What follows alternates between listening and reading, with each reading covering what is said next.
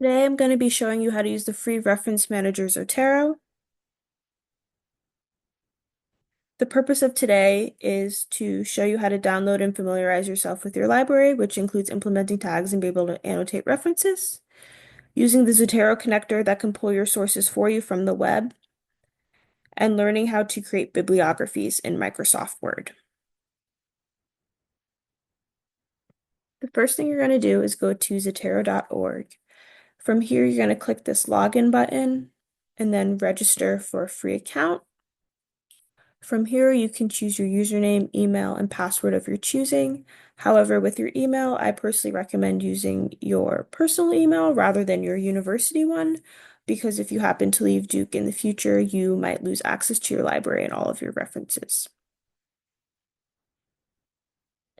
From there, we're going to go back to this home page and then click Download Zotero. As you can see to the left here, Zotero automatically recognizes what type of computer, laptop, or PC you're using, such as Windows or a MacBook, for example. And then to this right, you're going to see the Zotero connector. From here, you can save references from the specific browser you're using. For example, I'm on Chrome, so Zotero will automatically save some of my references from Chrome for me once I choose to do so. So you're going to download both of these items here. And for the Zotero connector, in order for you to tell that it has been downloaded, you can see this little icon up in this right corner here next to the search bar. It's important to note that this is the Zotero icon and it may change slightly based on what type of reference you're trying to save. For example, if I'm trying to save a journal article versus a blog post versus a video into my Zotero library, this icon will look a little bit different for each time. From here, once Zotero is downloaded, you're going to open it. When you first open Zotero, the general layout will look like this. Just imagine yours will be blank, as you obviously won't have any references quite yet.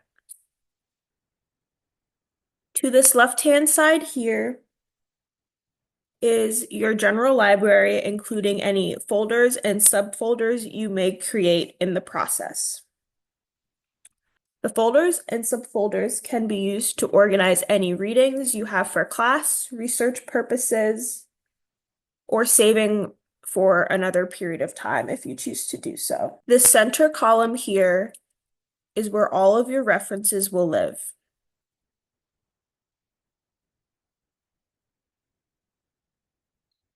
Say I wanted to look at this one in particular, I'm going to click on it, and as you can see here, it has all of the citation information that might be of importance to me, such as the title, authorship, where it was published, the date of its publication, as well as any other identifiers. I also happen to have the PDF attachment here, where you can make some annotations like I chose to do so. As you can see, I have about 21 annotations within this certain PDF. In order to annotate your PDFs, what you're going to do is you're going to double click.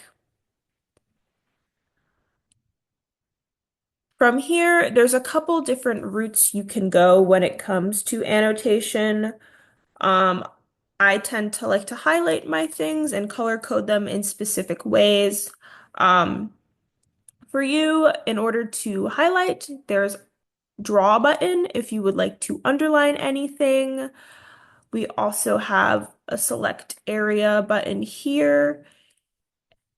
There's also notes you can create, underlining text, and then the ability to highlight anything you choose to do so.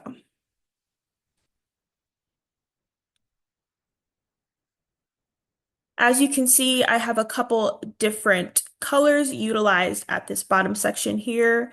You can filter those out by color if you have your own filtration methodology.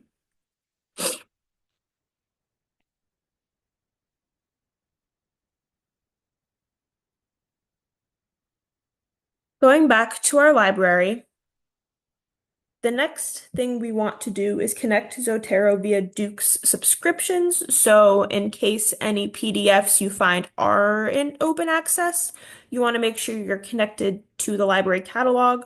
So Zotero has the ability to pull a lot of different references and sources for you via Duke's subscriptions.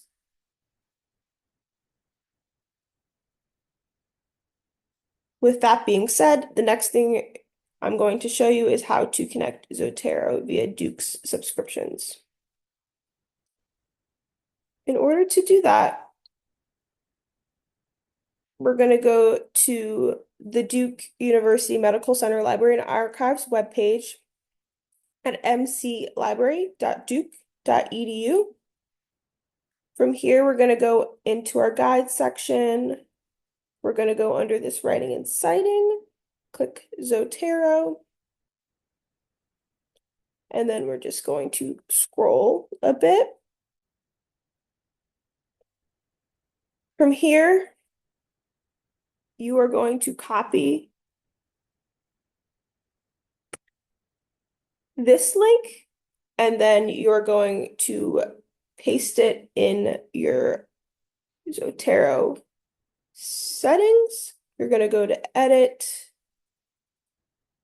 Settings, under General.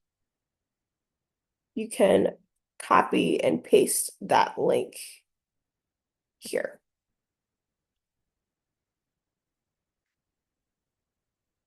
Once you're done with that, you can go ahead and close this box. Important to also mention is that Zotero makes it extremely easy to collaborate with peers and colleagues in terms of sharing and saving references with one another. As you can see, once we go back to this left-hand side here, there is a group libraries option. In order to create group libraries, we're going to go back to Zotero.org.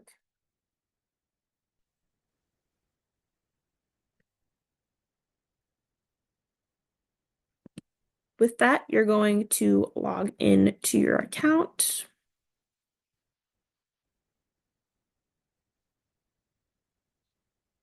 You can then click this group button. From here, you can see the two current groups I have. In order to create a group, click this. And then you can choose your name, and which will create your own personal URL for your group. I recommend choosing a private membership just to ensure that all of your references and resources stay within your group. Another reason you might want to keep your groups private with this feature is because this is how you have the ability to share PDFs with one another, as well as any other file attachments. If you have an open group, this sharing of files isn't allowed.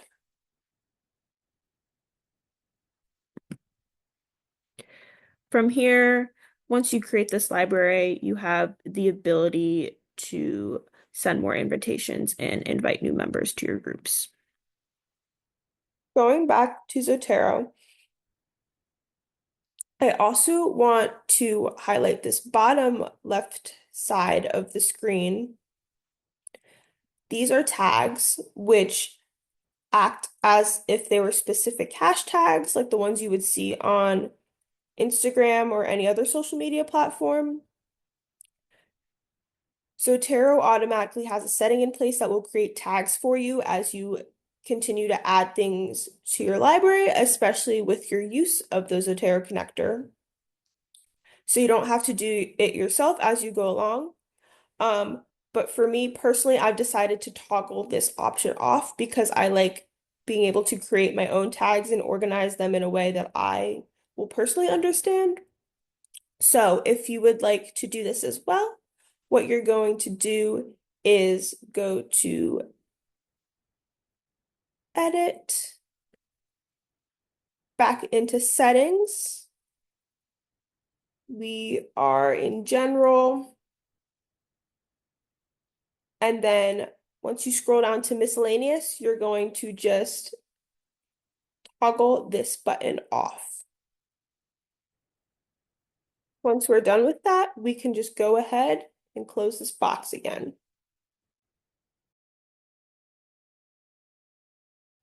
Now, I've briefly touched upon the use of the Zotero connector as a way to add references to your library. There's also a few other methods of being able to add your sources to the library.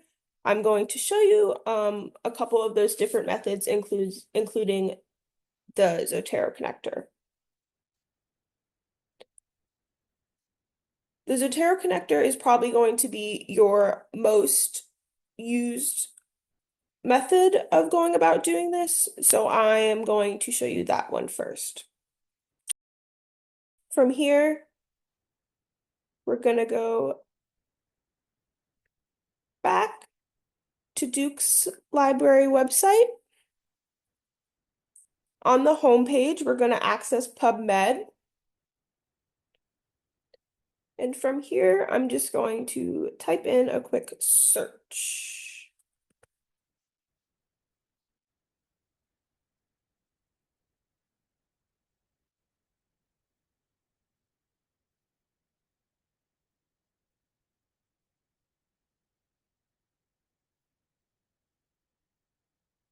Once I do that, say this is the article you want to use. Go ahead and click on that. In order to add this to your library via the Zotero connector, you're going to go back up to this little icon that I've mentioned before. I'm then going to click on it. And from here, you have the option to save it to your library.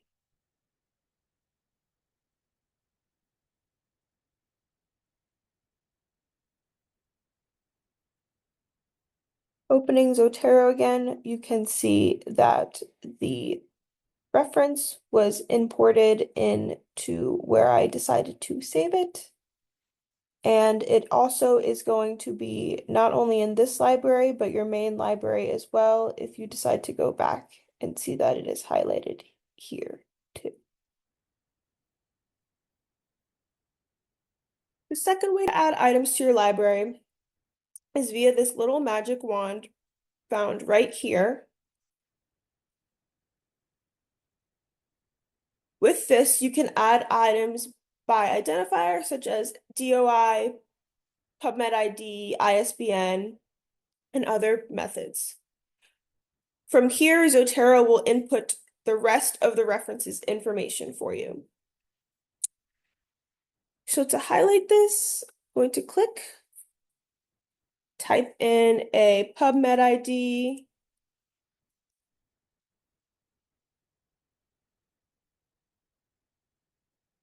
click enter. And as you can see, it pulled the article title, authorship, publication, and any more identifying information that I might need, including where it was pulled from in the library catalog, which was PubMed. And this one, we were lucky enough to get the abstract as well as the PDF was able to be pulled for us as well.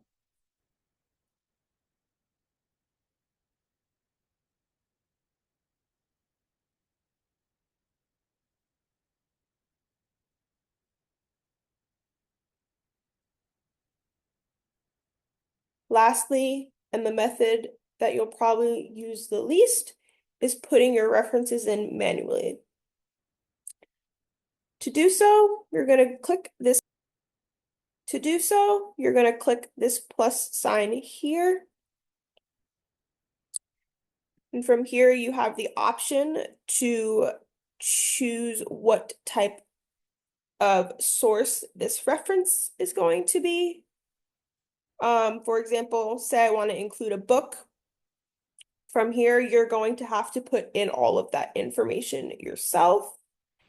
Any attachments that you might want to include here, you can do that with this plus sign, and you can add any linked files, web links, or files such as specific PDFs if you have that as well. Now, the last thing I'm going to show you is how Zotero can create a bibliography for you. The first thing you're going to do is open a blank document in Word. Say this is the paper that you're writing, and you're nearing the end of it and want to include a citation. You're going to go up to the Zotero tab here under within Word. You're going to click Add/Edit Citation. And from here, there's a bunch of different styles that you can choose from. For the purpose of this, we're going to use APA. So I'm going to go ahead and click OK. From here, we can include any of our recent citations that we have added.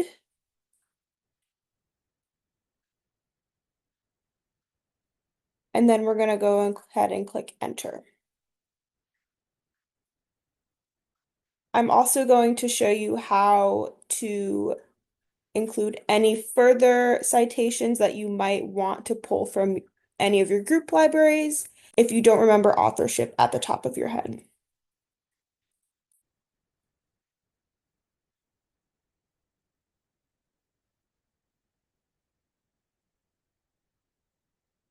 From here, we're going to go back, click this Zotero icon, classic view. And as you can see, these are the few citations within my group library here. I'm going to go ahead and click that and click OK. Now say this is the end of my paper and I want to create a bibliography from all of the citations that I have included.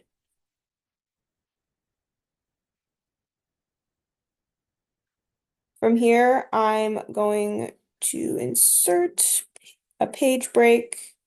We're going to go back to Zotero and we're going to click Add/Edit Bibliography. Once you're done with this, the last step is you are going to want to unlink your citations to disconnect Zotero from your paper. Before doing so, I highly recommend creating a copy that still has your linked citations, just so when you go and unlink them, it is a permanent process and you can't go back to edit it. Therefore, you want a permanent copy that you can submit, as well as an unlinked copy that you can go back and edit if you choose to do so in the future. As you can see, Word created a bibliography from every single citation in my paper. So to unlink, we're just going to press this button. We're going to press OK to ensure that this process is finalized and we can't go back and edit and add more citations. We're going to click OK. One last thing I would like to mention is that Zotero also has this citing while you write feature within Google Docs. It is pretty much the same process. However, with Google Docs, the collaboration feature is much more easier, and you can edit with your group members and any other researchers within the same doc at the same time if you choose to do so.